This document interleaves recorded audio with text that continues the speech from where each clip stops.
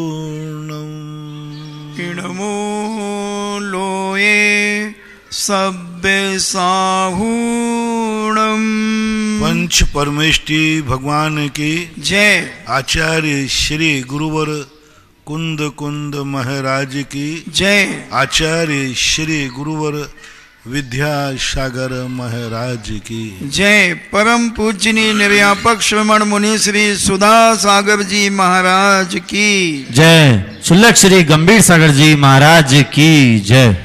सभी श्रोतागण एवं जिज्ञासु अपने अपने स्थान से पूज्य श्री को नमोस्तु करें। साकेत जैन वांडा से पूछते हैं, नमोस्तु महाराज जी, हम मोबाइल की मदद से आचार्य श्री और आपके कुछ संस्मरण पढ़ते हैं तो उनसे क्या जो शिक्षा हमें प्राप्त होती है तो हमें उतना ही पुण्य मिलता जितना साक्षात सुनने में और उसमें पढ़ने में? देखो, हमारे यहाँ पुण्य और पाप जो होता है आपकी मजबूरी पे होता है। जिस व्यक्ति को साक्षात सुनने का मौका मिलता है, यदि वो साक्षात न सुन करके टीवी से, फोन से आदि से सुनता है तो बहुत घाटे में है। प्रवचन सुनना अलग चीज है। प्रवचन के समय जो सामने साधु अपनी करुणा, अपना रेज, अपनी एनर्जी जो फेंकता है वो टीवी में से नहीं निकलेगी, वो मोबाइल में से नहीं निकलेगी। एक तुमने नमोस्तु किया और आशीर्वाद दिया और एक फोटो में आशीर्वाद है। अब वो फोटो में जो आशीर्वाद मुद्रा है वो हाथ किसके लिए उठा था? पता नहीं महाराज किसके लिए उठा था, कब उठा था, कब उठा था, पता नहीं कब उठा था। मान लो यहाँ किसी ने नमोस्तु किया और आपने फोटो खींच ली। अब ये हाथ मेरा काहे के लिए उठा था, किसके लिए उठा था? अब तुमने वो फोटो अपने पास रखी तो अब वो आशीर्वाद क्या है? साक्षात आशीर्वाद का जो है वो पर्टिकुलर होता है, वो तुम्हारी संपत्ति होती है, वो तुम्हारी निधि है, उसका प्रोडक्शन तुम्हारे लिए ही हुआ है। जब तुमने नमोस्तु किया और मैंने हाथ उठाया या भाव से दिया तो वो जो आशीर्वाद है वो सार्वजनिक था कि व्यक्तिगत? बोलो, वो उसी के लिए ही है।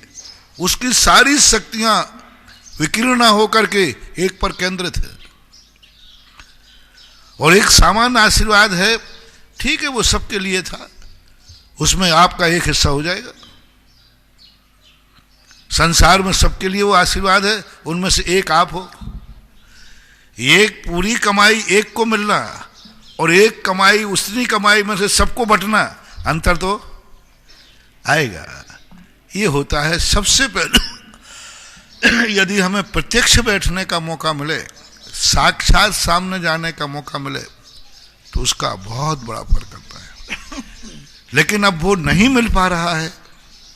आप साक्षात प्रतिदिन नहीं आ सकते, प्रतिदिन नमोस्तु नहीं कर सकते, तो फिर आप उतना ही पुण्य आप उससे कमा रहे हैं जिस समय आप परोक्ष में टीवी पर प्रवचन सुन रहे। प्रकृति कहती है ये मजबूर है कि शौक है। नहीं ये टीवी पे मजबूरी में सुन रहा है क्योंकि प्रतिदिन नहीं जा सकता, उसको बराबर साक्षात सुनने का पुण्य मिलता है। और जो जा सकता है लेकिन नहीं जा रहा है उसको सुनना नहीं मिलेगा। एक बार मैंने कहा था आजकल आपका वो डीजे ये चलता है। अरे इसमें क्या रखा, ये तो एक कैसेट बनाई गई है, एक है ऑर्केस्ट्रा वाले ने कमरे में बैठकर। किसके लिए बनाई? पहले जो सैनाई वाला बाजा वाला जो बाजा ठोकता था वो तुम्हें देख करके ठोकता था। पहले जो बाजा बनाए जाते थे वो दूल्हे को देखते थे, परिवार को देखते थे और भावनाएं गाते थे। वो सैनाई बजाते थे, वो तुम्हारे लिए थी। वो बाजे वाला सगुन था, मांगलिक था, बाजा वाला, ढोल वाला, बाजा वाला, सैनाई वाला, वो तुम्हारे लिए मंगल स्वरूप था। सैनाई थी क्योंकि वो तुम्हारे लिए ही बजाई जाए। और डीजे जो कैसेट है वो किसके लिए बनाई थी? डीजे में जो संगीत भरा है वो किसके लिए था? सारे जगत के लिए। उसमें तुम्हारी भावना ही नहीं है। कान फोड़ डीजे तेज तो बजता है, अच्छा बजता है, तुम नाचते भी हो, लेकिन वो सगुन नहीं है, मांगलिक नहीं है। हम लोग प्रतिक्रमण साक्षात मुंह से करें और कैसेट से सुन ले, एक बार भर लें और लगाने के प्रतिक्रमण चल रहा है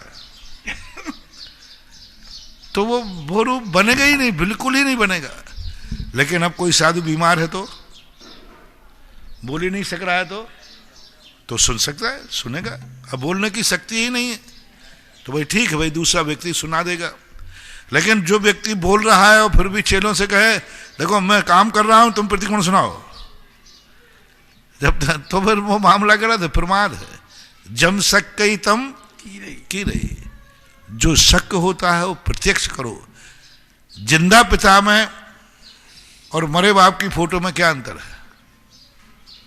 ये बहुत बढ़िया उदाहरण देता हूं।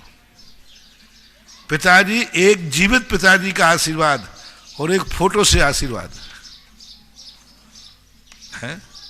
पिताजी की फोटो है कोई बात नहीं, और एक जीवित पिताजी है, दोनों में कितना अंतर है? अब पिताजी हैं और फिर वो कहे अरे क्या पिताजी से लेना है, हम तो फोटो से ले लेते। अब जिंदा बाप को बैठा है और वो फोटो से आशीर्वाद ले रहा है, फोटो के पैर छू रहा है, ये क्या है? लेकिन जिसका पिता मर गया है तो फोटो ही ठीक है, क्या बात हुई? तो इन सब चीजों में हमेशा आपका प्रमाद देखा जाएगा। आप प्रमाद कर रहे हैं या आपकी मजबूरी है, उसी के अनुसार इसका फल मिलता है। श्रीमती माधवी जैन, बनगांव, जिला दमोह से पूछती, नमोस्तु महाराज जी, साधु का घर दूर है, जैसे पेड़ खजूर, चढ़े तो मावा को चखे, गिरे तो चकनाचूर, इन पंक्तियों का अर्थ क्या है? साधु का अगर धूर है ना, साधु इस संसार से इतना ऊंचा उठ गया कि वो संसार के सारे नियम कानूनों से परे हो गया, बहुत ऊंचा हो गया। सारे लोग उसे ऊंचाई पर देख रहे हैं, सारे लोग उसे भगवान का रूप देख रहे हैं, सारे लोग देख रहे हैं कि बहुत महाशक्ति है। और यदि वो साधु नीचे की तरफ देखता है, सारी दुनिया ऊपर की तरफ देख रही है और साधु नीचे की तरफ देख रहा है, तो वो ऐसा गिरेगा फिर कोई उसको उठाने वाला भी नहीं मिलेगा। इसलिए साधु को ज्यादा दोष लगता है, उसी क्रिया में आप करते वही साधु करेगा तो साधु को ज्यादा दोष है आपकी अपेक्षा। डॉक्टर मगन जैन आष्टा से पूछते हैं, नमोस्तु महाराज जी, स्यादवाद के लिए कहा परस्पर सापेक्ष अनंत धर्मात्मक वस्तु तत्व के प्रत्येक धर्म को स्यादवाद कहते हैं।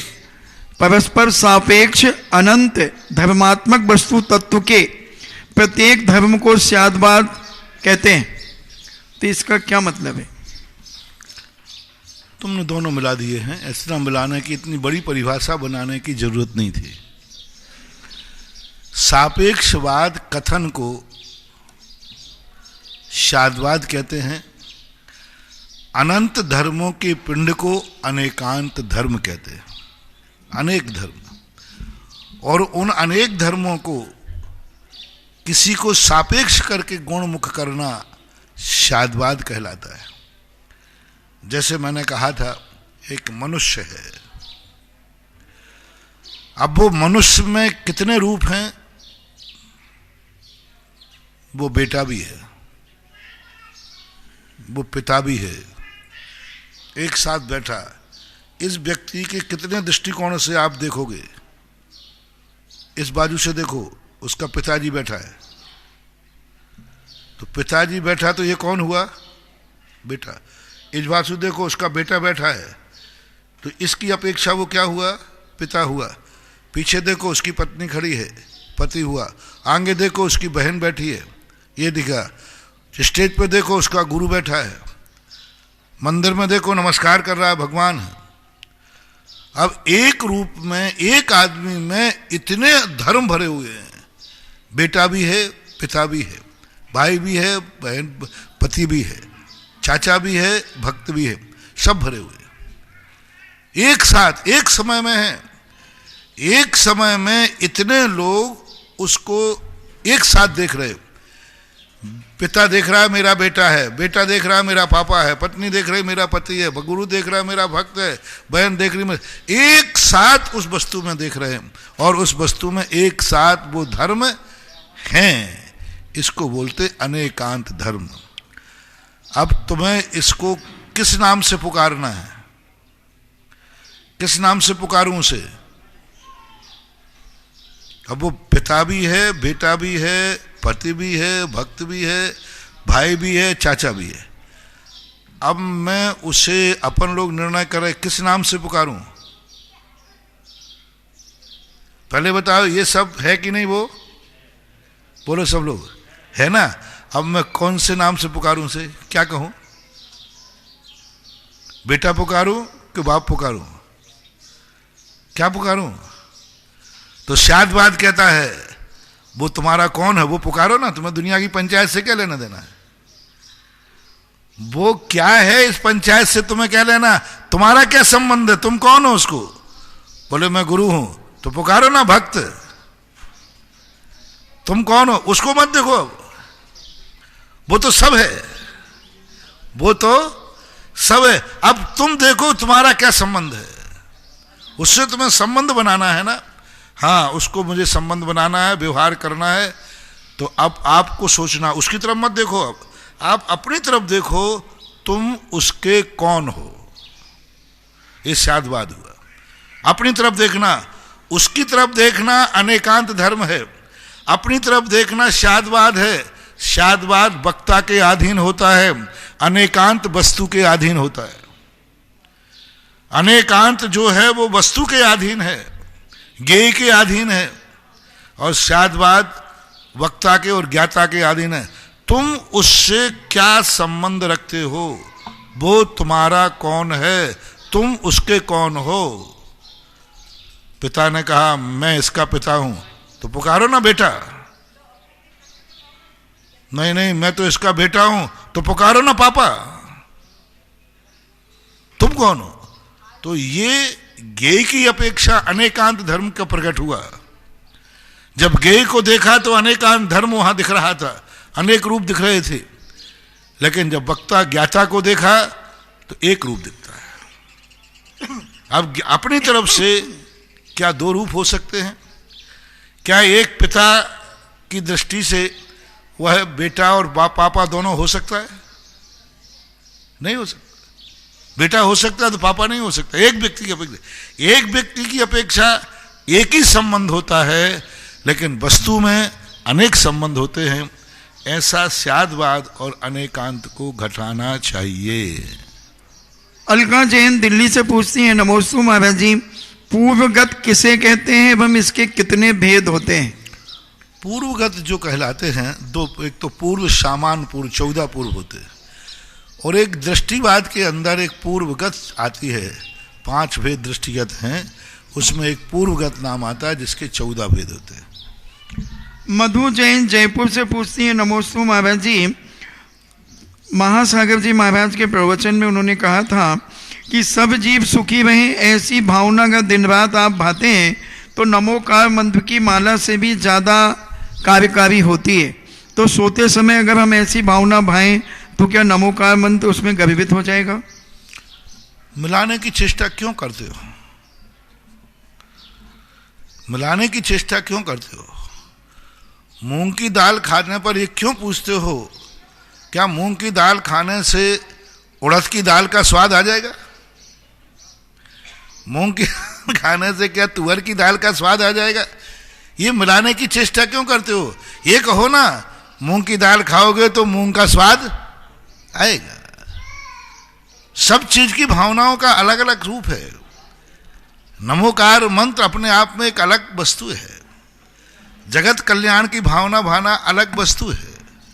दोनों के स्वाद अलग अलग हैं, दोनों की परिणति अलग अलग है, दोनों का नेचर अलग अलग है। सभी दवाइयाँ, सभी औषधि एक समान नहीं होती, एक नेचर वाली नहीं होती, एक कारण वाली नहीं होती, सबका अलग अलग होता है। हाँ, ये हो सकता है कि जगत के कल्याण करने वाला व्यक्ति इतना निर्मल हो सकता है कि नमोकार मंत्र पढ़ने वाले से ज्यादा पुण्यात्मा हो सकता है। नमोकार मंत्र पढ़ने वाला हो सकता है बहुत बड़ा पापी हो, और संसार में सब जीवों का कल्याण हो। ये व्यक्ति कभी पापी नहीं हो सकता, कसाई नहीं हो सकता, क्योंकि ये क्या कह रहा है? संसार में सबका कल्याण हो। दुश्मन भी आ गया, सब कुछ आ गया। लेकिन नमोकार मंत्र पढ़ने वाला हो सकता है, सामने वाला नमोकार मंत्र किसी के मिटाने के लिए पढ़ रहा हो। तो रावण भगवान का नाम ले रहा था, किसके लिए? देखना, एक व्यक्ति भा रहा है, भगवान सब जीव सुखी रहे, कोई दुखी नहीं रहे, सबसे मेरा मैत्री भाव, कोई मेरा दुश्मन नहीं रहे। अब इसमें कहीं से तुम्हें खोट दिख रही है क्या?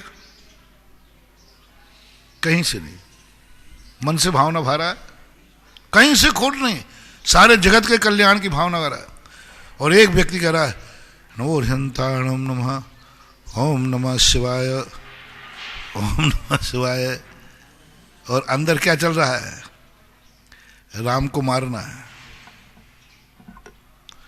बोलो, श्री राम को मारने के लिए रावण क्या कर रहा था?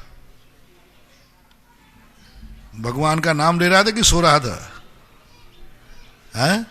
भगवान का नाम जप रहा था, लेकिन मन में क्या था? मन में क्या था? राम की हत्या करना है, राम को जीतना है, राम को बस में करना है। और मुंह में क्या बोल रहा था? भगवान का नाम ले रहा है। दोनों दर्शन, जैन दर्शन और वैष्णव दर्शन में, दोनों में आया। बहुरूपणी विद्या सिद्ध कर रहा है, भगवान का नाम ले रहा है। शांतिनाथ जी के, भगवान के जनालय में ओम ओम ह्रीम अरहम शांतिनाथ जिनेन्द्राय नमः बोल रहा है। वैष्णव दर्शन में ओम नमः शिवाय बोल रहा है, मुंह से धर्म बोल रहा है, भगवान का नाम ले रहा है, लेकिन अंदर भाव क्या है? धर्मात्मा को मारना, धर्म से धर्मात्मा को मारना। भगवान से कह रहा है, भगवान इस धर्मात्मा को निपटाओ। जो अपनी स्त्री की रक्षा करे उसको तो भगवान निपटा दो, और जो दूसरे की स्त्री उठा के लाए उसको बचा लो। कौन कह रहा है भैया? रावण।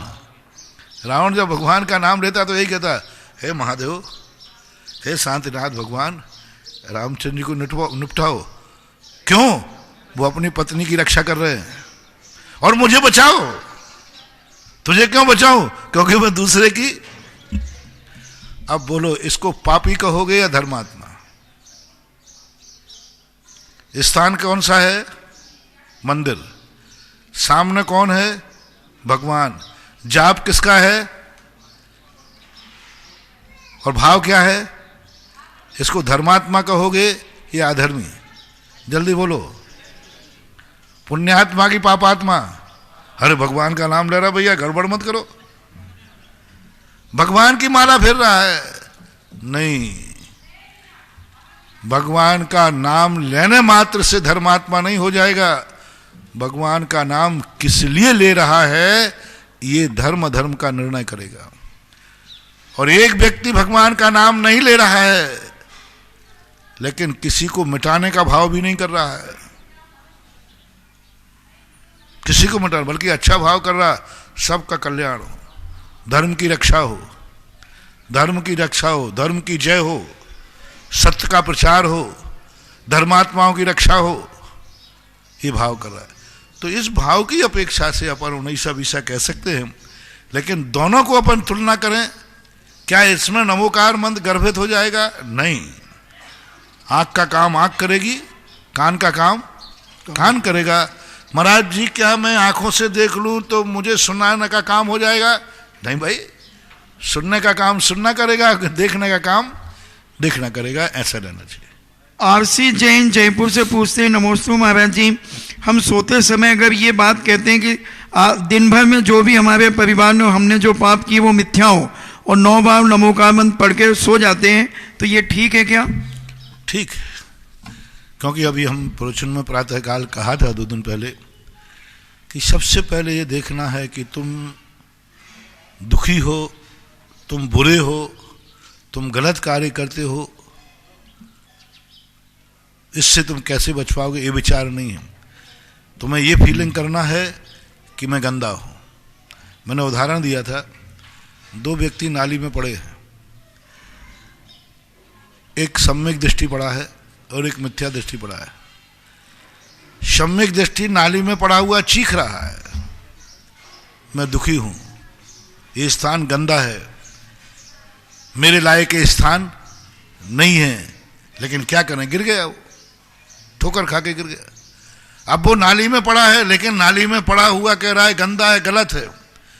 और एक शराबी नाली में पड़ा है, वो क्या कह रहा है, बहुत बढ़िया है, बढ़िया ठंडक है, बढ़िया अच्छा है, बहुत बढ़िया ठंडक स्थान है, मधुरम मधुरम है, बहुत बढ़िया। अब बोलो दोनों में क्या अंतर है भैया? दोनों नाली में पड़े हैं, एक नाली में पड़ा हुआ चीख रहा है और एक नाली में पड़ा हुआ सुख मना रहा है, वो शराबी है, वो निकृष्ट है। इस व्यक्ति का कल्याण हो जाएगा क्योंकि ये नाली को गंदा मान रहा है, उसे तो होश ही नहीं है, पता ही नहीं, वो तो गंदे स्थान को कह रहा बढ़िया है, ठंडक है। ऐसा निर्णय मानना चाहिए, कम से कम ये फीलिंग तो हो, पाप तुम करते हो लेकिन कम से कम ये फीलिंग तो हो कि ये पाप है। तुम यही नहीं मानते हो कि ये पाप है, कौन छुड़ाएगा? पाप तुम नहीं छोड़ पा रहे हो, लेकिन कम से कम तुम्हें ये ज्ञान तो है कि ये पाप है, ये गलत है, ये नहीं करना चाहिए, लेकिन मैं क्या करूं, मेरा छूट नहीं रहा है, मैं छोड़ नहीं पा रहा हूं। कोई बात नहीं, नहीं छोड़ पा रहे हो तो इतना बोल दो, ये गलत है कि सही है? गलत है, 100 बार गलत है। तो धर्म कहता है इसका कभी ना कभी उद्धार हो जाएगा, क्योंकि इसने गलत को गलत कह दिया, मान लिया। डॉक्टर मगन जैन आष्टा से पूछते हैं, नमोस्तु महाराज जी, सामायिक के समय व्यक्ति को मुनिवत कहा है, तो क्या उनका उस समय पूर्ण सकल संयम हो जाता है? क्या छठम गुण स्थान हो जाता है? संस्कृत में एक बंतु मंतु प्रत्यय आता है, वत मत, उस वत हो जाता है, उस बाला नहीं हो जाता। मंतु और मंतु में तो बाला आएगा, धनवान, ज्ञानवान। यदि ये कहते व्रतवान, महाव्रतवान, तो वो आ जाता है, लेकिन इसमें वान नहीं है, वाला नहीं है, वत समान अर्थ में आया है। उसके समान ऐसा ना, उसके समान है। जैसे किसी को अपन कहते ना, अरे भैया वो तो शेर के समान है, तो क्या वह शेर हो गया? वो कन्या तो चंद्रमुखी है, तो क्या उसका मुख चंद्रमा हो गया? नहीं, ये उपमाएं कहलाती हैं। तो ये कहा जाता है, जिस समय वो ध्यान में बैठा है, चेलोप सृष्ट मुनि रहो, ये मुनि के समान दिख रहा है, ऐसा समान अर्थ में है। सकल संयमी नहीं हो जाता, गुण स्थान उसका 5वां ही रहेगा।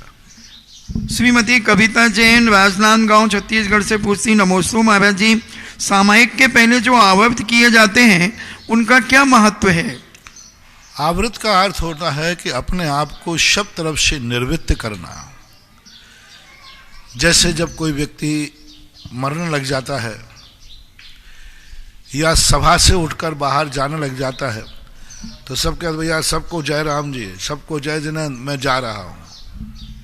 अरे जा भाई, क्यों सबको राम राम क्यों कर रहा है? नहीं, सबसे मिलजुल के जा रहा हूं।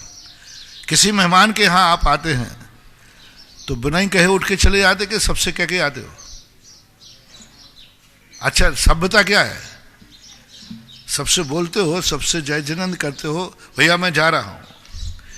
इसी प्रकार व्यक्ति जब सामायिक में बैठता है तो दो चीजें होती हैं आवृत करने। एक तो मैं सब कुछ अब त्याग रहा हूं, छोड़ रहा हूं, अंतर्मुख हो रहा हूं, और जितने अच्छे लोग थे उनको भी मैं छोड़ रहा हूं सामायिक में, लेकिन उनको मैं नमस्कार करता हूं।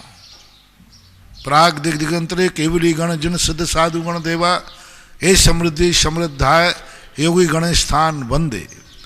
पूर्व दिशा में जितनी महान आत्माएं हैं, केवली भगवान, पंच परमेष्ठी भगवान, उन सबको भी मैं छोड़ करके अंतर जगत में जा रहा हूं, लेकिन उनको मैं प्रणाम करता हूं, नमस्कार करता हूं। और जो संसार के बुरे लोग हैं, बुरे कार्य हैं, उन सब से मैं निर्वृत्ति चाहता हूं, मैं उनको सबको छोड़ता हूं। तो उस समय आवृत करके वो इसका प्रतीक है चारों दिशाओं में कि चारों दिशाओं की बुराइयों को तो मैं छोड़ता हूं और अच्छे अच्छाइयों को मैं प्रणाम करता हूं, और दोनों से निर्वृत्त होकर के मैं अपनी आत्मा में स्थित होता हूं, मैं अपने आत्म स्वरूप में स्थित होता हूं। अब मुझे जगत से कोई मतलब नहीं, मेरा आत्मा का स्वरूप जो मेरा है उस चिंतन में मैं जा रहा हूं। ऐसा आवृत करके हम बार बार आवृत करके इस प्रकार की अभिव्यक्ति करते हैं, उस क्षेत्र को सीमित करते हैं। जिस क्षेत्र में मैं बैठ रहा हूं, इस क्षेत्र के अलावा मेरा सब कुछ त्याग है, सबको मेरा प्रणाम है। बरसा जैन बेगमगंज से पूछती है, नमोस्तु महाराज जी, आप स्वावकों का स्वावक संस्कार शिविर लगाते हैं और हम बच्चियों को, बालिकाओं का क्यों नहीं लगाते? हम कैसे संस्कारित होंगे? कुछ परिस्थितियां ऐसी हैं जो हम साधु पुरुष होने के नाते हमें महिलाओं से दूरियां बना के रखना पड़ती है। यद्यपि शुद्धम लोक विरुद्धम ना करणीयम ना आचरणीयम। भले हम मुनि हैं, वीतरागी हैं, लेकिन दुनिया की दृष्टि में हम पुरुष हैं, शैमी हैं। तो उसको दूरियों को बनाने के लिए, और स्त्री जातियों की कुछ ऐसी समस्याएं होती हैं जो शिविर में संभव नहीं है। शिविर संकल्प पूर्वक होता है। शिविर में नियम लिया जाता है कि मैं 10 दिन तक गुरु की सन्निधि में रहेंगे, 10 दिन तक मैं भगवान का पूजा करेंगे, 10 दिन तक हम सब कुछ छोड़ेंगे, धर्म ध्यान करेंगे। आपकी शारीरिक परिस्थितियां ऐसी हैं, उसी समय मान लो शिविर के बीच में आपका शारीरिक स्थितियों से आपको अशुद्ध दशा में जाना पड़ा, फिर शिविर का क्या होगा? फिर नियम का क्या होगा? फिर 10 दिन जो ध्यान साधना करने का प्रसंग लिया था, उस ध्यान का क्या होगा? वो साधना को कौन सीखेगा, कौन करेगा? सारे संकल्प टूट जाएंगे। इसलिए हमारे शास्त्रों में आरिका बनने के बाद भी उसे प्रतिमा योग धारण करने की बात नहीं कही गई, कायेश्वर करने की बात नहीं कही गई। मान लो उसने प्रतिमा योग धारण कर लिया, मंदिर में बैठ करके मैं 24 घंटे यही ध्यान करूंगी, और शारीरिक परिणति से विपरीत हो गया, अब वो मंदिर जा नहीं सकेगी, और अशुद्ध में मंदिर में नहीं रह सकेगी। और संकल्प क्या है? इसलिए कुछ परिस्थितियां तुम्हारे साथ ऐसी हैं जिनके कारण से तुम्हारा शिविर संभव नहीं है, साधु की सन्निधि पाना तुम्हारे लिए संभव नहीं है। तुम्हें जो कुछ भी प्राप्त करना है, किसी आरिका माता के पास जाइए, वो तुम्हारी जाति की है, उससे तुम्हारी मैचिंग बढ़ जाएगी। उन परिस्थितियों से वो गुजरती है जिन परिस्थितियों से आपको गुजरना पड़ता है। इसलिए बंटवारा सीधा सीधा तुम्हें आरिकाओं के जुम्मे करता हूं और तुम्हें मैं अपने हवाले करता हूं। इसलिए ये मर्यादा है। श्रीमती चंदा जैन आष्टा, नमोस्तु महाराज जी, जैनागम में उपवास, प्रोषद और प्रोषदोपवास के लक्षण क्या हैं? उपवास, प्रोषद और प्रोषदोपवास। उपवास तो एक सामान्य होता है। अष्टमी 14 का उपवास सामान्य करते हैं लोग, 14 साल के। रवि व्रत के करते हैं, गुण संपत्ति के करते हैं, जिन गुण संपत्ति, बहुत सारे उपवास होते हैं। सामान्य उपवास कभी भी किया जा सकता है। प्रोषद कहलाता है पर्व के दिनों में किया जाने वाला, पर्व के दिनों में किया जाने वाला उपवास प्रोषद आने पर्व होता है। प्रोषदोपवास, प्रोषद में उपवास करना वो एक व्रत है, एक प्रतिमा है, एक नियम है। प्रोषदोपवास नाम की एक प्रतिमा है जिसमें वह अष्टमी 14 के दिन उपवास करता है। उपवास की शक्ति नहीं होती तो एकासन करता है, ऐसा मानना चाहिए।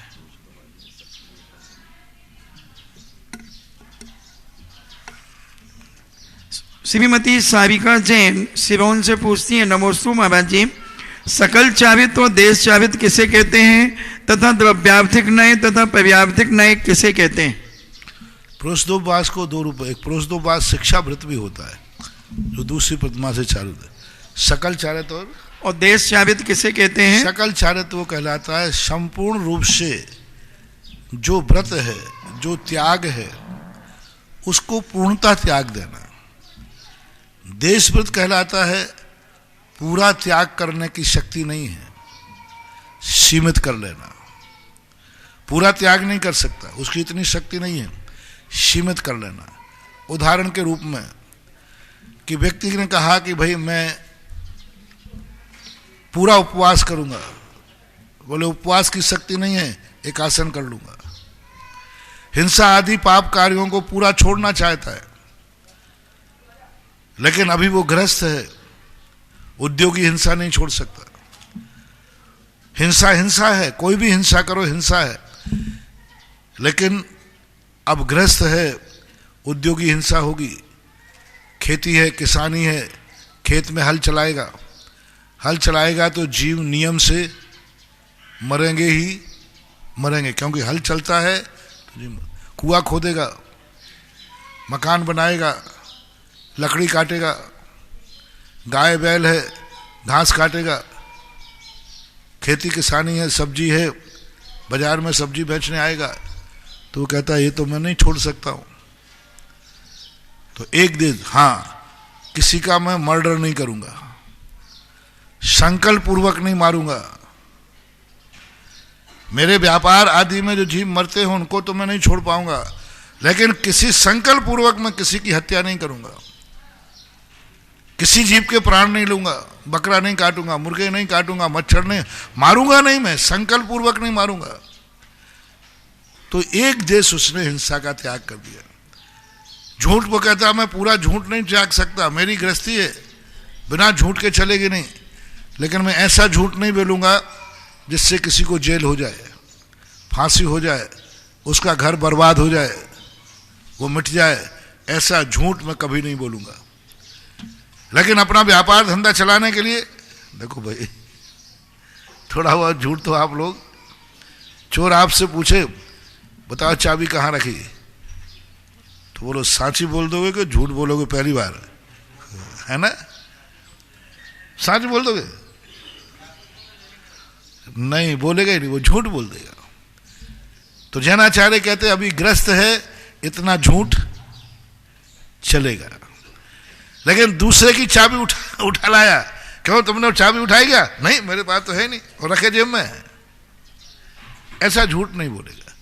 इसी प्रकार सभी पापों में लगा लेना चाहिए। जया चौधरी बेंगलोर से पूछती हैं, नमोस्तु महाराज जी, आपके मुखार बिंद से सुना था कि ग्रीष्म देश में हजारों वर्ष पहले गगनव्यापी प्रतिमा के बारे में आपने सुनाया था। तो मेरी जिज्ञासा है कि सिकंदर कल्याण मुनि को वहां ले गया था, तो क्या कल्याण मुनि की प्रेरणा से गगन बिहारी भगवान वहां बनाए गए होंगे? संभावनाएं व्यक्त की जा सकती है। 2800-2900 साल पहले, हालांकि सिकंदर इतना पुराना नहीं है, सिकंदर भद्रबाहु स्वामी के समय का था। सिकंदर जो था वह ज़्यादा पुराना नहीं है। चंद्रगुप्त, सम्राट अशोक, सम्राट एक चाणक्य हुए। चाणक्य के समय, उस समय सिकंदर की स्थिति बनती है। उससे पहले सेल्यूकस जो था एक यूनानी बहुत बड़ा खूंखार छली कपटी राजा था। और सेल्यूकस जो था वो चंद्रगुप्त के समय था। सेल्यूकस ने और चंद्रगुप्त के बीच में संधि हुई थी। सेल्यूकस ने अपनी बहन हेलेना, अपनी बेटी अपनी हेलेना का विवाह चंद्रगुप्त से किया। वो राजनीतिक संधि थी, क्योंकि चंद्रगुप्त मगध का राजा था और चंद्रगुप्त ने जो शादी की थी सेल्यूकस जो था यूनानी, इन दोनों के बीच में एक युद्ध की स्थिति बनी। चाणक्य ने उस संधि को करने के लिए हेलेना को चुना और हेलेना के संबंध होने से सेल्यूकस और चंद्रगुप्त में काफी मैत्री हुई। युद्ध टल गया। चंद्रगुप्त सम्राट के बाद उसका बेटा सम्राट अशोक बना। अशोक सम्राट के समय हेलेना उसकी राजमाता हुई। सेल्यूकस चूंकि वृद्ध हो गए थे, तो हेलेना के मन में विद्वेष जागा कि मेरे मजबूरी में दो राज्यों की संधि के कारण से मुझे हिंदुस्तान में वाय करना पड़ा। तो उसने बदला लेने की सोची। उस समय सेल्यूकस जिंदा था। तो ये कहानी चौथे काल में नहीं जाती। अब हो सकता है कि पुरातत्व विभाग ने, कोई वो सर्वज्ञ तो है नहीं, और उस समय कल्याण मुनि वहाँ गए हों, उन्होंने उपदेश दिया हो। आपके नेट पे पिक्चर हमने देखी थी, मुझे दिखाई थी, जयपुर के ऋषभ जी सेठी हैं, उन्होंने बताया। और बिल्कुल दिगंबर, किसी भी संप्रदाय में दिगंबर भगवान का रूप नहीं दिखाया गया, और बिल्कुल एक कदम आगे है और नीचे कमल की रचना के रूप में प्रतीक बना है। तो ये लगता तो है कि 2000-2500 वर्ष पहले यह वहाँ पर बनी हो और हुआ हो, और वो बिहार का प्रतीक बनाया हो कि इस यूनान में भगवान का जन्म तो नहीं हुआ, निर्माण तो नहीं हुआ, लेकिन बिहार हो सकता है, ऐसा कोई संकेत दिया हो। और उस समय सोचने वाले हैं। मैंने जब कल्पना की, मेरे मन में जब भाव आया, उस समय मुझे एक ग्रीस की मूर्ति मेरे सामने नहीं थी, मैंने किया उसके लिए, उसके बाद ये फोटो मुझे मिली, ऐसा जानना चाहिए। परम पूज्य आचार्य गुरुदेव श्री विद्यासागर जी महाराज के आज्ञानुवर्ती शिष्य निर्यापक श्रवण मुनि पुंगव श्री सुधासागर जी महाराज के मुखारविंद से देश विदेश में अपने घरों पर विराजित जिनवाणी चैनल, सुधा कलश चैनल के माध्यम से जिज्ञासा भेजने वाले, सुनने वाले उन सभी दर्शक गणों की ओर से गुरुवर के चरणों में त्रिबार नमोस्तु नमोस्तु नमोस्तु। महाराज श्री आपके आशीर्वाद से विशाल जिनालय की घोषणा हो गई। विशाल जिनालय के चारों ओर जो 4 जिनालय और बड़े बनना था, उनकी घोषणा भी हो गई। अब मात्र त्रिकाल 24 बची है, और उस त्रिकाल 24 में लोगों के फोन पर फोन आ रहे हैं, और वो भी मुझे लगता है कि बहुत अधिक समय नहीं, 2-4 दिन में सारी घोषणाएं आपके चरणों में समर्पित हो जाएंगी। एक और आज जिनालय श्रीमान स्वर्गीय घीसालाल जी एवं मातुश्री कमला देवी जी गोदा बागुदार की पुण्य स्मृति में श्रीमान कैलाश चंद जी, त्रिलोक चंद जी, चेतन प्रकाश, निर्मल कुमार, रोहित कुमार गोदा परिवार बागुदार की ओर से एक त्रिकाल 24 में जिनालय दिया है। देखें, अभी ब्रह्मचारी प्रदीप जी मात्र त्रिकाल 24 शब्द इन्होंने मात्र लगाकर गड़बड़ कर दिया। अभी ये त्रिकाल 24 की शुरुआत है जी। त्रिकाल 24, अभी तो ये तो झांकी है, पता नहीं अभी क्या क्या और बाकी है। जय हो। हाँ, अभी त्रिकाल 24 का नंबर चल रहा है, क्योंकि क्रम से ही सब चीजें चलती हैं। गीतालाल का मैंने पहले दिन भी आया था, तब मैंने कहा था सबसे शुरू में मेरे विश्वसनीय व्यक्तियों में थे गीतालाल जी। 2 गीतालाल हैं, एक दादाजी थे बागुदार के और एक वकील साहब में भीलवाड़ा के। हाँ, एक इनका अभी बलराम। तो ऐसी स्थिति में लेकर के, और उनके ऊपर में बड़ा विश्वास, उन्होंने सारी बातें जब मुझे 96 में बैठकर बताई थी, तो ऐसी स्थिति में आज उनके बेटों ने बहुत बड़ा साहस करके, 3-4 दिन से चल रहा था, नू न कर, थोड़ा सोच रहे थे, ये सोच रहे थे शायद रेट डाउन हो जाए लेकिन ऐसा भाव हुआ, आज कैलाश जी आए और बहुत अल्लाह, मैं तो कह रहा हूं महानुभाव, आपके पूर्वजों का बहुत बड़ा योगदान इसमें है, लेकिन बहुत बड़े खेद के साथ कहना पड़ रहा है, उन्होंने जो बलिदान दिया वो वह नहीं कर पाए जो करना चाहते थे। एक एक ईंट लगाने के लिए उनको सिर फोड़ना पड़ते थे, एक एक ईंट लगाने के लिए सिर फोड़वाना पड़ता था। सब कुछ अभी तक होता है, लेकिन आज अपने भाग्य से, उनके वंशजों के भाग्य से आज यहां पर जिनाना बनाने का, चौलेश्वर बनाने की बात आ रही है। ये तुम्हारे अभाग्य हैं, और मैं ये आशीर्वाद नहीं दे रहा हूं कैलाश जी, घीसालाल जी भी आशीर्वाद दे रहे हैं ऊपर से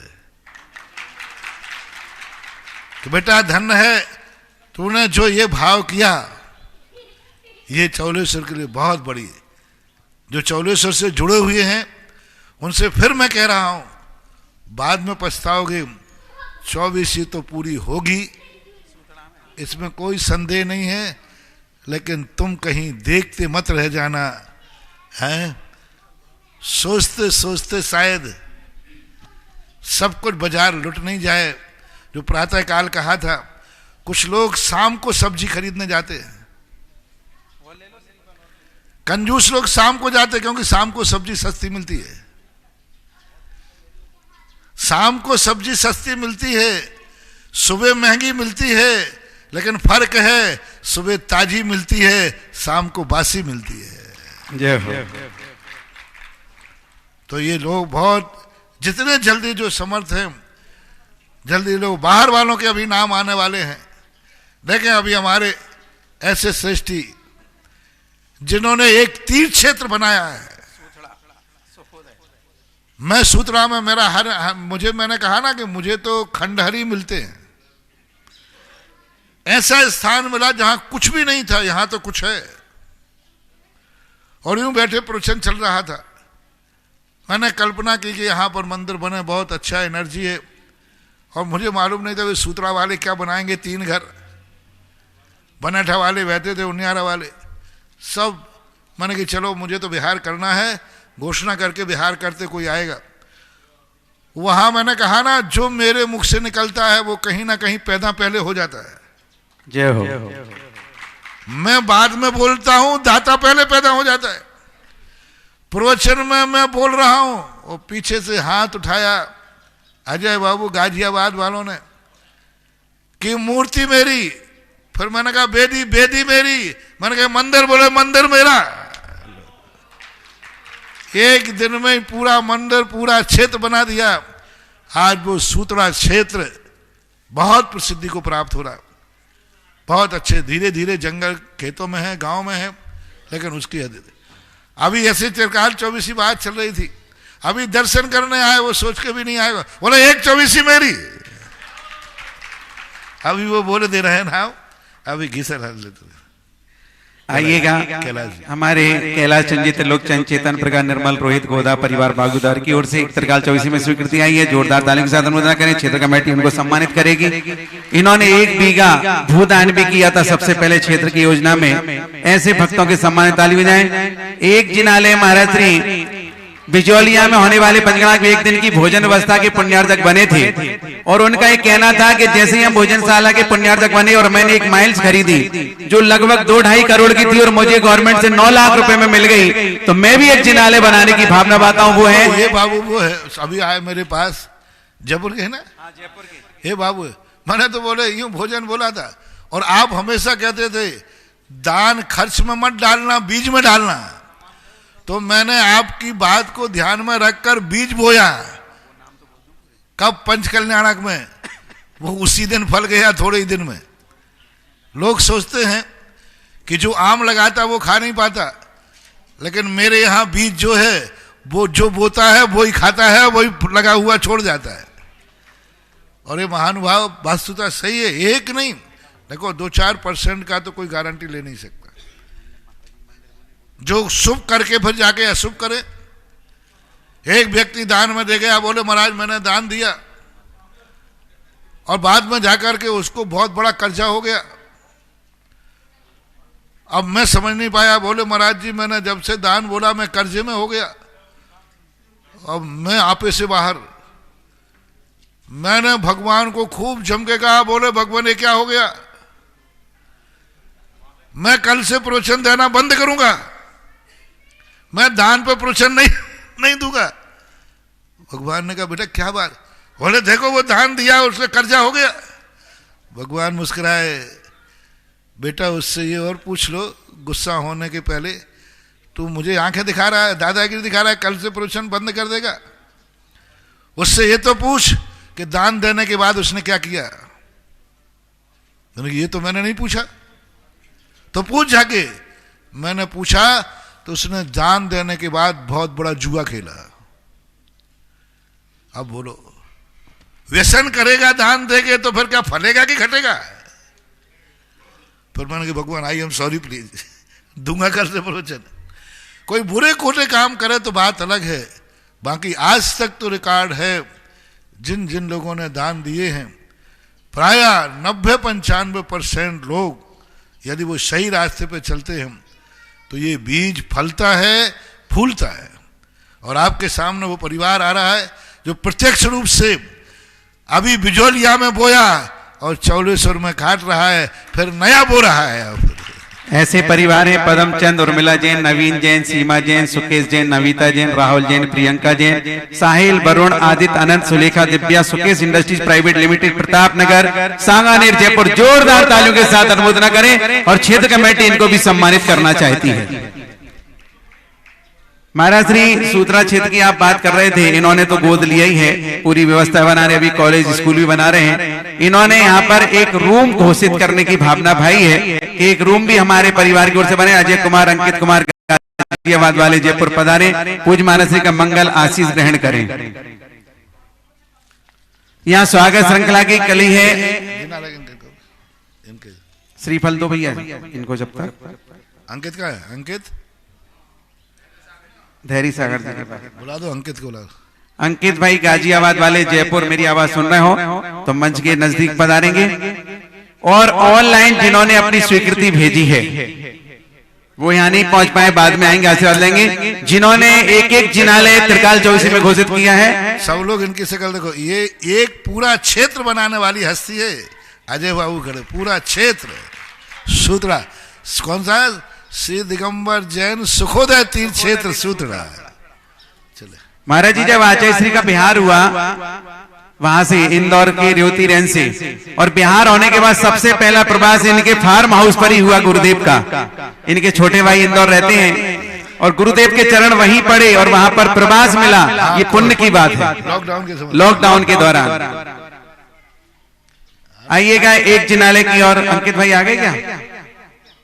क्षेत्र कमेटी इनको भी सम्मानित करेगी क्योंकि गाजियाबाद निवासी हैं, जयपुर प्रवासी हैं और पूरी भावना लेकर के यहाँ पर आए थे। और उन्होंने भी एक रूम बनाने की भावना, भाई जोरदार तालियों के साथ अनुमोदन करें क्योंकि एक क्षेत्र ऐसा है जो एक ही परिवार उसको संभाले है। ऐसे भक्तों के सम्मान में तालियां जोरदार होनी चाहिए। आजकल क्या है, हम अब इतने दिन हो गए हमारे राजस्थान में आते हुए, तो अब पीढ़ी दर पीढ़ी भक्त हैं। ये तीसरी पीढ़ी है अंकित की। इनके जो दादा थे वो गाजियाबाद वाले, सबसे पहले 1994 में सांगानेर में जब मूर्ति निकली थी, पहला क्लास उन्होंने कर करके और गुरु भक्ति दिखाई थी। अब ये तीसरी पीढ़ी है, वो भी ऊपर से आशीर्वाद इसी के साथ एक और त्रिकाल चौबीसी में महाराज जी टूंडला उत्तर प्रदेश से सुरेंद्र, बीना, सत्येंद्र, सूरज, अनिल, नीलम, चंद्रगुप्त, समुद्रगुप्त, सौरभ, सोनू, रानू, सुरती, सची जैन टूंडला उत्तर प्रदेश से भी एक त्रिकाल चौबीसी बनाने की भावना भाई, वो यहाँ नहीं पहुंचे। हम तालियों की माला उनके घर तक प्रेषित करेंगे। एक और जिनालय श्रीमान गुलाबचंद जी जैन, जिन्होंने दीक्षा ली थी मुनि श्री विश्वरत्न सागर, जो कि समाधिस्थ हो गए, उन्हीं के परिवार से उनकी माता श्रीमती सुशीला जैन चतुर्थ प्रतिमाधारी हैं। मीना शास्त्री, श्रावण कुमार अर्पित समस्त उदयपुर राजस्थान से भी एक जिनाले आए, जोरदार तालियों के साथ उद्बोधन करेंगे। और एक जिनाले हमारे पास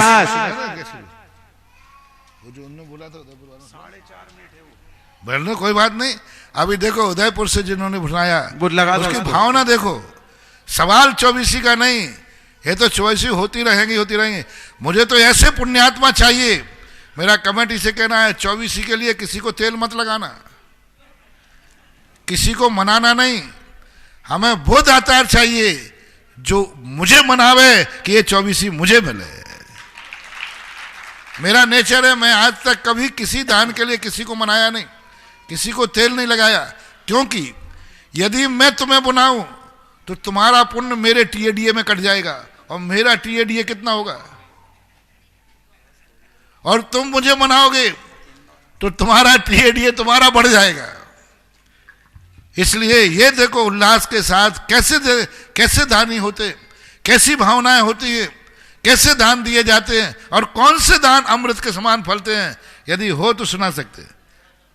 और ऐसा उनकी भावना देखो, एक महिला ने कैसी भावना बड़े बाबा की जय।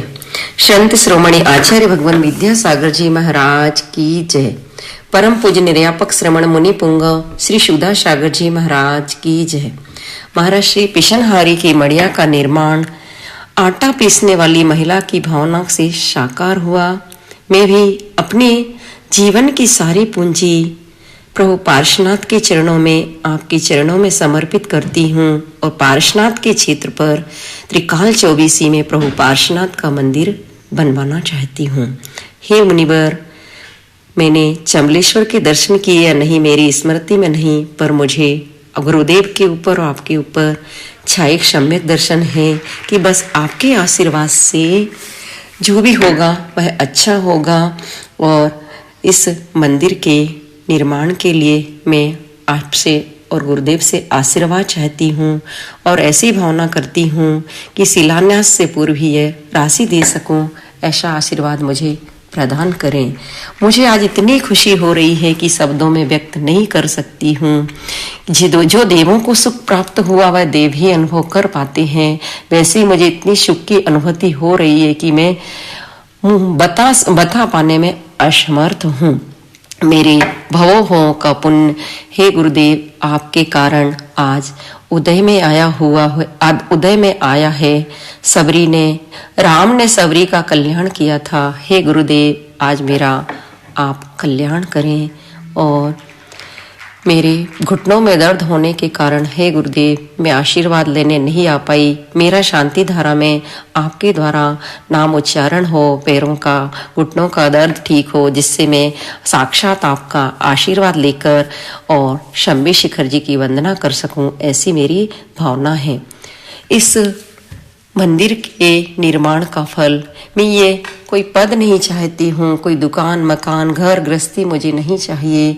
बस मेरी एक ही भावना है कि हे भगवान, जब भी मुझे इसका फल मिले तो मैं मात्र प्रभु चरणों में जो मंदिर बना हुआ है उसके पास में बेदी में ही मेरा निवास हो, बेदी में ही मेरा निवास स्थान बने, और इस जीवन में सम्यक पूर्वक समाधि मरण हो, पिच्छी के साथ समाधि मरण हो, संयम के साथ समाधि मरण हो, यही मेरी भावना है। तरणी विद्या सागरे गुरु तारो मुझे ऋषि, तरणी सुधा सागरे गुरु तारो मुझे ऋषि, करुणा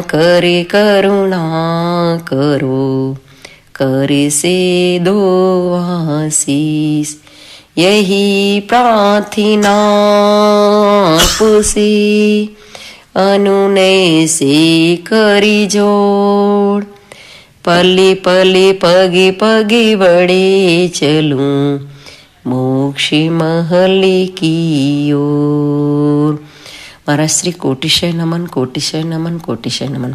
महाराज एक और जिनाले गुप्त दान से त्रिकाल चौबीसी बनाने की भावना भाई है। कोटा से जोरदार तालियों के साथ अनुमोदन करें। और प्रथम जिज्ञासा के लिए मैं आवाज दे रहा हूं नरेश जी बेग, चंद्रोदय तीर्थ के महामंत्री।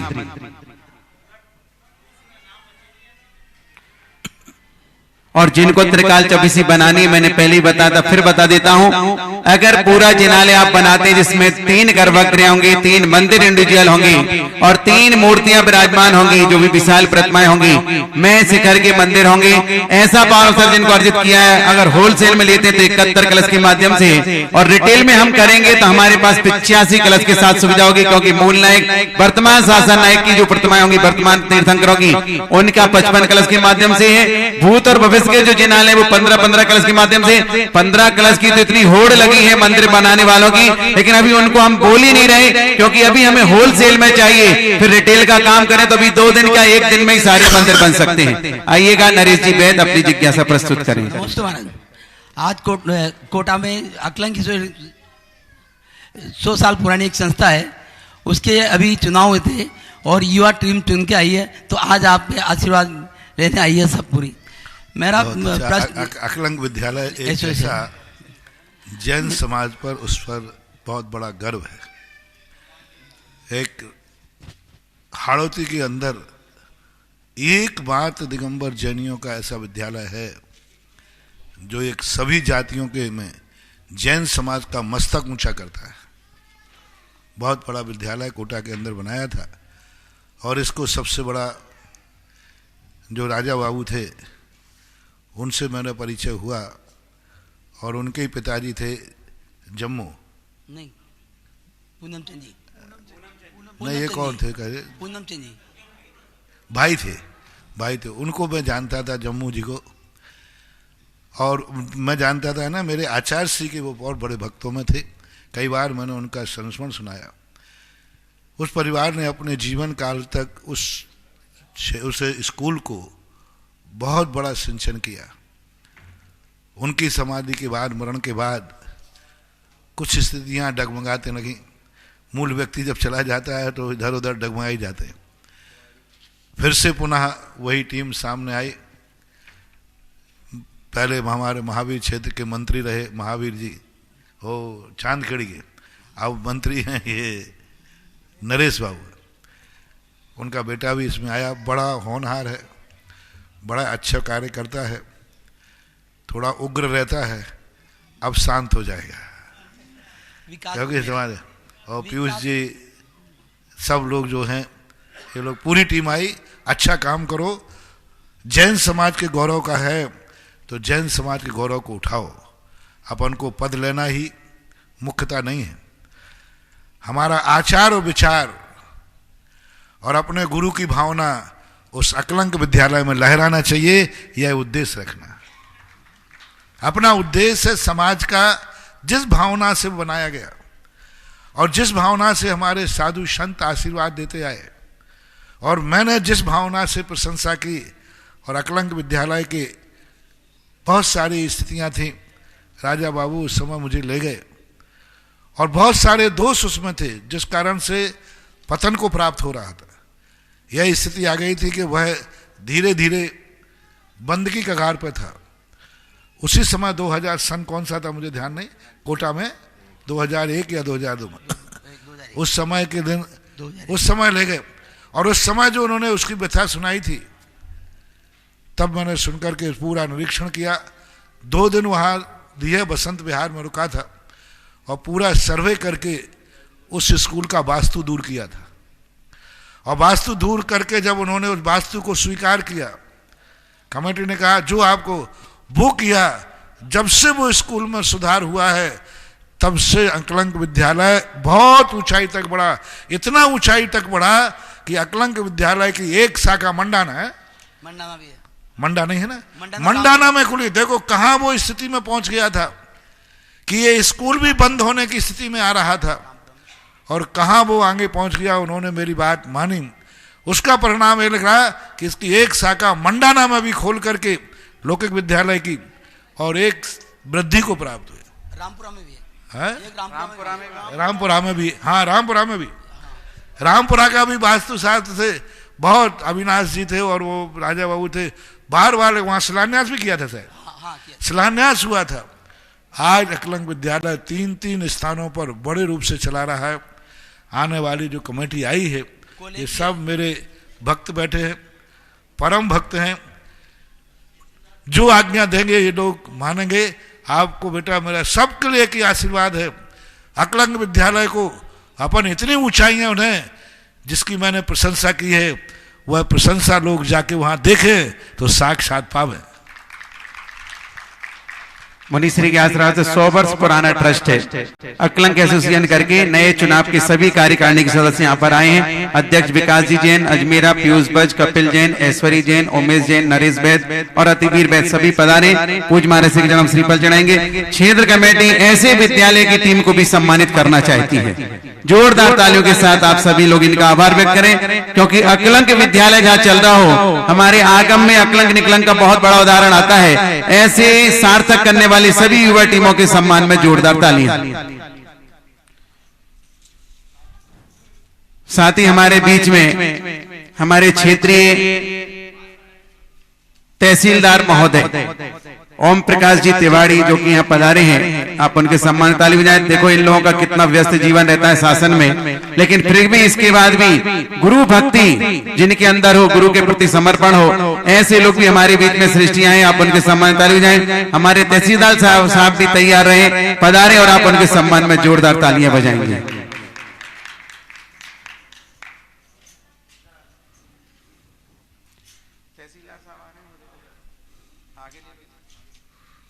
हाँ, बहुत बहुत आशीर्वाद आशीर्वाद। और साथ ही दातड़ा सरपंच साहब श्रीमान भीम सिंह जी वो भी हमारे बीच पधारे हैं, वो भी पधारेंगे। कोठा सरपंच साहब गोपाल सिंह जी वो भी आए, क्षेत्र कमेटी उनको भी सम्मानित करना चाहती है। आप सभी के सम्मान में जोरदार ताली बजाएं। और दोनों ही सरपंच साहब हमारे मध्य पूज्य गुरुदेव के चरणों में श्रीफल समर्पित करेंगे और कमेटी उनको भी सम्मानित करना चाहती है। और जिज्ञासा के लिए आवाज दे रहा हूं विकास जी अजमेरा।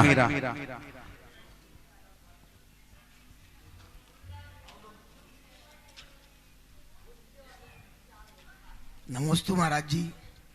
अभी जो एकलंग विद्यालय के चुनाव हुए अनायास ही उसमें मुझे अध्यक्ष बनाया गया। मैं तो साधारण सदस्य के लिए चुनाव लड़ा था।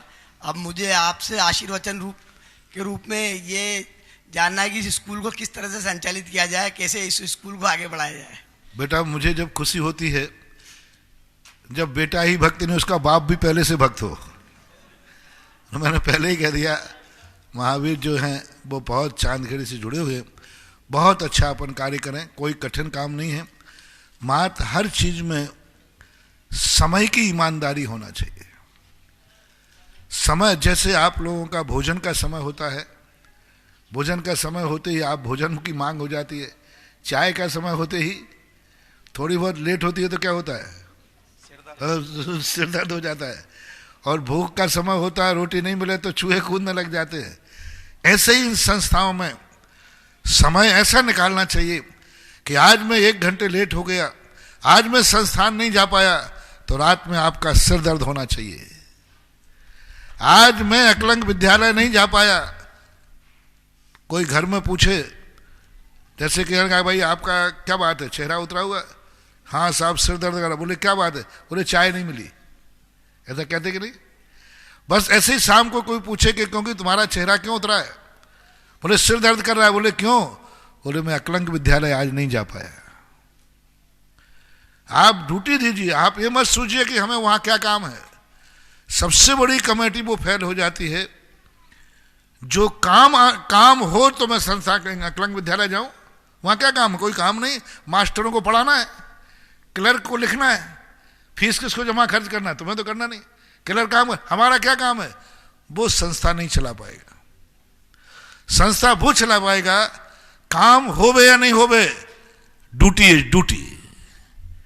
बस वहां जाके बैठो, एक समय फिक्स करो और प्रतिदिन बाहर जाकर, बीमारी की छूट हो बाहर की बात अलग है, लेकिन सब लोग आप जाकर बैठो, कुछ काम मत करो। 1 घंटे 2 घंटे जो भी आपका समय निकले, हमें वहां जाना है। और जब पूरी कमेटी प्रतिदिन बैठेगी तो मुझे विश्वास है कुछ ना कुछ अच्छा करने का मन होता है। जब वहां जाओगे तो मन होता है।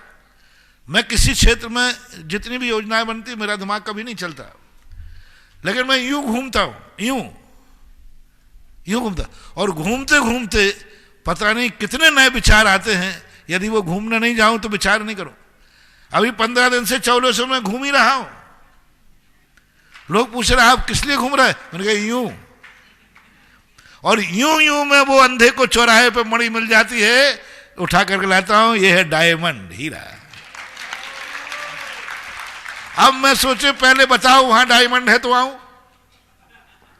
तो कोई तुमसे कहने काहे को आएगा, वही उठा के जेब में रख लेगा ना। अब मैं सोचूंगा मैं वहां जाऊंगा, पहले बताओ आप वहां डायमंड है क्या? यदि हो तो मैं चलूं। अब बताओ कितनी बुद्धूपन की बात है। कोई तुमसे डायमंड की कहने आएगा क्या? नहीं। अपने आप वहां बैठो, अपने आप वहां कोई ना कोई पत्थर के नीचे तुम्हारी किस्मत में मिलेगा कि देखो ये डायमंड मिल गया। काहे के लिए गया? तुम्हारा हीरा के लिए गया था? नहीं, घूमने गया था। और मिल क्या गया? बस ये संस्थाओं के साथ होना चाहिए। मीटिंग में, हर मीटिंग में अटेंड करो, हर महीने मीटिंग बुलाओ, कोई काम की नहीं। नियम करो कि हम 1 महीने के अंदर सब लोग जो तुम्हारी कार्यकारिणी बनी है एक और बैठेंगे। आलोचना से कभी मत डरना, प्रशंसा से डरना। यदि कमेटी कोई प्रशंसा करे तो समझ लेना आज की कमेटी फेल हो गई। और मीटिंग में तुम्हारी कमेटी आलोचना करे, समझ लेना आज की मीटिंग सफल हो गई। मंत्र ले लो। यदि कहे रही साहब आपने बहुत अच्छा काम किया, बहुत बढ़िया, तो समझना आज की मीटिंग फेल। और कहे तुमने ऐसा क्यों किया, ये गलत किया, ये सही किया, भाई साहब इसी के लिए मीटिंग बुलाई थी। यही मेरे गुरु का आशीर्वाद है। जिस मीटिंग में पदाधिकारी की आलोचना हो उस मीटिंग को सफल मानना। तुम्हें एक रास्ता मिला, एक सोच मिला। प्रशंसा में तो क्या अपन अंधे हो जाएंगे, अरे भैया बढ़िया चल रहा है। तो ये है, मीटिंग हर महीने बुलाओ और प्रतिदिन विद्यालय में जाने का, बैठने का, कमेटी का बैठने का बनाओ। 1 घंटे यदि पूरी कमेटी वहां बिल्कुल जाकर बैठे आराम से, सारे टीचर, सारा विद्यालय अपने आप चलता रहेगा और दौड़ेगा। अभी तो जमीन पे है, आकाश में दौड़ेगा। मेरा आशीर्वाद है। तुम सब बच्चों को देखकर मुझे खुशी है कि सब वही चेहरे आए हैं जिन चेहरों के लिए देखकर मुझे खुशी है। अंतिम जिज्ञासा गोपाल सिंह जी, सरपंच कोठाज।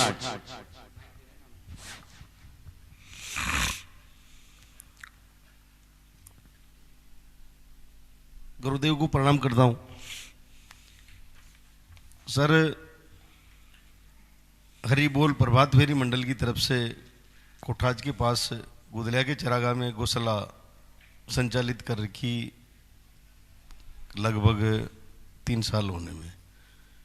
उसमें आवारा पशु मवेशी जो गायों को ले जा करके हमने धीरे धीरे इकट्ठा किया। आज 257 गोवंश है। उसके ऊपर मैं श्री गुरुदेव की कृपा, आशीर्वाद मांगता हूँ। मेरा बहुत बहुत आशीर्वाद। और सो प्रातःकालीन आपने प्रभात फेरी कह रहे हैं? जी सर, सुबह 5 बजे जो प्रभात फेरी हमारे भारत की संस्कृति है कि प्रातःकाल होते ही एक मंगल गान, प्रभु गान करके इन वर्णाओं को, रात्रि में जो निशाचरी शक्तियां होती हैं, रात्रि खुद एक निशाचर है, सरवरी है, सारवरी है, और रात्रि एक अंधकारमय होती है। और उस राक्षसनी से, उस अंधकार से अपवित्र हुई भूमि को हमारा भारतवर्ष प्रातःकाल में भजनों के, भगवानों को नाम लेकर उसका शुद्धिकरण करता है। सभी भारतीय दर्शनों में प्रभात फेरी की परंपरा थी। सुबह उठकर के लोग बड़े उच्चारण के साथ मंदिर जाएंगे, बड़े उच्चारण के साथ स्नान स्थानों पर जाएंगे और नगर में भ्रमण करते थे। ये परंपराएं बहुत छोटी रह गई, ये बढ़ना चाहिए। हर सब जैनियों को, जो भारत के संप्रदाय, जैनी लोगों को भी परंपरा चालू करना चाहिए। इससे क्या होता है, रात्रि में जो हमारी भूमि अशुद्ध होती है वो प्रातःकाल की वर्गणाओं से पवित्र और शुद्ध हो जाती है। गौवंश की जहाँ तक बात है, गाय को तो बचाने में अपन सब जुटे हुए हैं, क्योंकि अपन लोग आज राजनीति के उस महाव्यूह चक्र में हैं जहां हम कोई कसाई खाना बंद नहीं करा सकते, लेकिन हमें स्वतंत्रता है कि हम गौशाला खोल सकते हैं। कसाई खाना बंद तो नहीं करा सकते, क्योंकि राजनीति मंजूरी दे रही उनको, वैलिड, कोई ना कोई बहाना लेकर दे रही। विकलांग को काट सकते हो, आंख फूटे को काट सकते हो, तो वे कसाई लोग अच्छी गायों को भी क्या करते हैं, विकलांग कर देते हैं, आंखें तोड़ देते हैं। ये और अत्याचार हो रहा है। जो गाय अभी साबुत थी उसको वो खंडित करेंगे। तो ये गौशालाओं को खोलने की बात जो आप लोग करते हैं, मैं भी उसमें शामिल हूँ। मेरे गुरुजी और मैं खुद पूरे भारत में 2 लाख गायों का संरक्षण कर रहे हैं। जय हो। जय हो। मेरे गुरुजी का तो इतना बड़ा भाव रहता है, बहुत ज्यादा, 2 लाख पशुओं का संरक्षण। और गिनती तो मैं करते ही नहीं, मैं तो कहता हूं सारी गायें गौशाला में कैद हो जाएं, कसाई खाने अपने आप बंद हो जाएंगे। सरकार को झुकाने का एक ही तरीका है, अंग्रेजों की दुर्नीति कानून का एक ही तरीका है कि हम रॉ मटेरियल हमारे पास है, हम रॉ मटेरियल गौशालाओं में बंद कर दें, फिर कसाई खाने अपने आप जंग लग जाएगी, फिर वो काटेंगे क्या। और यही तरीका बहुत अच्छा है, यही मेरे गुरुजी कहा करते हैं, आप कर रहे हैं, मैं भी प्रयास कर रहा हूँ। नारेली के अंदर 800-900 पशु गौशाला में है। अलवर के अंदर एक बहुत बड़ी गौशाला जहाँ से निकासी होती थी, एक शब्द के ऊपर वहाँ एक एसपी थे, नाम नहीं ले रहा हूँ, उनको मैंने डांटा, मैंने कि तुम्हारे यहाँ से सबसे ज़्यादा गायें पास होती हैं, वो कोई होगा निकलने का स्थान। तो आहूजा आए थे अभी, ज्ञानचंद आहूजा, इनको मैंने, मुझे महाराज जी मैं क्या कर सकता हूँ पुलिस वालों से। तो एक दिन दर्शन को मैंने फटकारा, उन्होंने कहा महाराज जी आप मुझे डांट रहे हो कि आप लोग ट्रक निकलने देते गायों के। हाँ मैंने, तो बोले महाराज करता हूँ। मैंने क्यों करते हो? बोले गुरुदेव आज से नहीं करूंगा। पहले मेरी बात सुनिए, आपने तो मुझे डांट दिया, जितने ट्रक में पकड़ूंगा उनको पकड़ने के बाद कहां छोड़ूंगा, वो एड्रेस आप दे दो। अब वो एड्रेस आप दे दो। महाराज प्रतिदिन 10 ट्रक जाते हैं, मैं उनको पकड़ के कहां छोड़ूं? थाने में तो जगह है नहीं, कहां रखूंगा मैं? मैंने कहा ये तो बहुत बड़ा प्रश्न है। मैंने कहा 2 दिन का समय दो। 2 दिन के अंदर हमने अलवर में गौशाला खोली और एसपी को बुलाया, जितने ट्रक पकड़ो इस गौशाला में शामिल करो।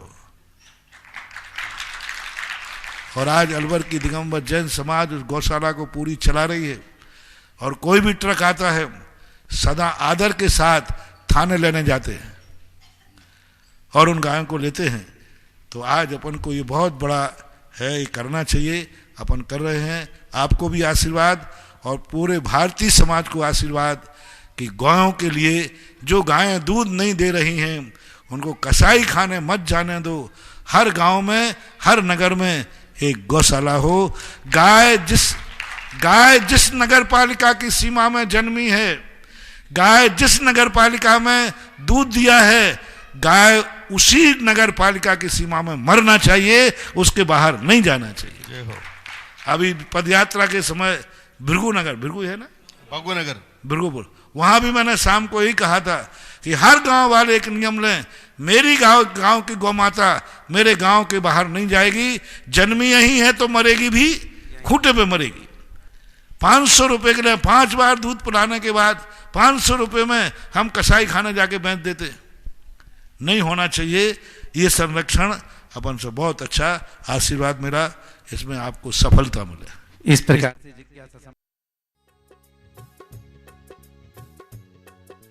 इस कार्यक्रम के पुण्यार्चक थे जयंती परिवार, अलवर, राजस्थान।